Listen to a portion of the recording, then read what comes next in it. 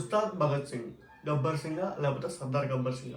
Hello guys, welcome back to my channel లతేజ unfiltered. Subscribe చేసుకోండి and happy Ugadi అందరికీ.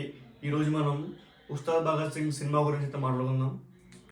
Cinema ఎలా అనిపించిందంటే, సింపుల్గా చెప్పాలంటే ఓకే ఇష్, not bad, not that much hyped. ఎందుకంటే ఫస్ట్ హాఫ్ చాలా స్లోగా స్టార్ట్ అవుతుంది అండ్ ప్లాట్ వచ్చేసి ఒక పొలిటికల్ డ్రామాలో ఇన్వాల్వ్ అయిన ఒక కాప్, అంతే తప్ప పెద్ద స్టోరీ ప్లాట్ ఏమీ ఉండదు.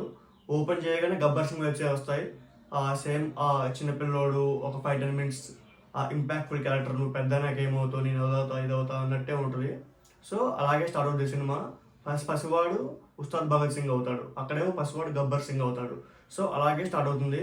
ఒక హానెస్ట్ ఆఫీసర్. ఫస్ట్ హాఫ్ చూస్తున్నంత సేపు కూడా కొంచెం ఎక్కడో ఇదే బ్యాక్ లాగా అనిపించింది. ఫస్ట్ 30 మినిట్స్ ఇంటర్వల్ బ్యాంక్ చాలా బాగుంటుంది. ఇంటర్వల్ బ్యాంక్ నుంచి కొంచెం సినిమా మీద ఇంట్రెస్ట్ ఎక్కువ వస్తుంది. అండ్ ఆ తర్వాత అసలు నాకు సెకండ్ హాఫ్ అయితే చాలా బాగా నచ్చింది. సెకండ్ హాఫ్ వల్ల సినిమా మొత్తం బతికింది. సెకండ్ హాఫ్ మెయిన్ అనమాట ఈ సినిమాకి. ఎందుకంటే సెకండ్ హాఫ్లో మొత్తం బ్యాక్గ్రౌండ్ మొత్తం చూపిస్తారు. అండ్ పవన్ కళ్యాణ్ గారు హైదరాబాద్లో ఉన్న ఓల్డ్ సిటీ పోలీస్ ఉన్నప్పుడు మొత్తం విలన్స్ని ఎలా అయితే డీల్ చేస్తాడు అలాగా. అండ్ ఓల్డ్ సిటీ ఫైట్ కాబట్టి చాలా బాగుంటుంది. సో మొత్తం ఓవరాల్గా పాజిటివ్స్ వచ్చేసి సినిమా సెకండ్ హాఫ్ ఈ సినిమాకి బిగ్గెస్ట్ పాజిటివ్. సాంగ్స్ పెద్దగా ఏముండవు. సో సాంగ్స్ గురించి పెద్దగా రివ్యూ ఏమి ఇవ్వాల్సిన పని లేదు. సినిమా గురించి రివ్యూ అంటే first half okay ish, first half better second half. So ఓవరాల్గా సినిమా అయితే డీసెంట్ వాచ్.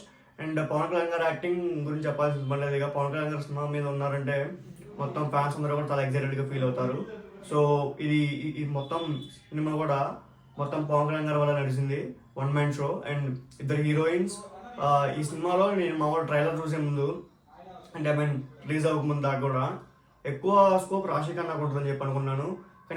కానీ ఆమెకు చాలా తక్కువ స్కోప్ ఉంటుంది. యాక్చువల్గా మెయిన్ క్యారెక్టర్ వచ్చేసి హీరోయిన్స్లో శ్రీలీల. ఆమె చుట్టే అంటే అది మొత్తం సెకండ్ హాఫ్లో రొటేట్ అవుతుంది అనమాట.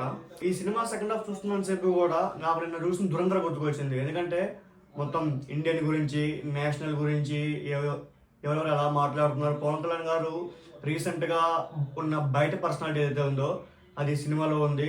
And not too much political dialogues. So అందరూ కూడా చూడొచ్చు, అందరు ఫ్యాన్స్ చూడొచ్చు. సినిమా చాలా బాగుంది అనమాట. సో అంతే.